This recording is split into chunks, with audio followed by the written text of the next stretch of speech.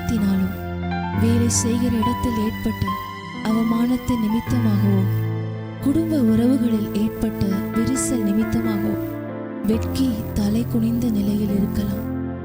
ஆகிலும் உங்கள் நிலையை நன்றாய் அறிந்து உங்களுக்கு தோள் கொடுக்கும் தோழராய் உங்கள் வாழ்க்கையை முன்பு போல் மகிழ்ச்சியாக மாற்ற ஒருவர் உங்கள் அருகில் நிழலாய் இருக்கிறார். நீங்கள் இழந்து போன அனைத்தையும் மீண்டும் தருவார் என்று நம்புங்கள். வேதம் கூறுகிறது, உங்கள் வெட்கத்திற்கு பதிலாக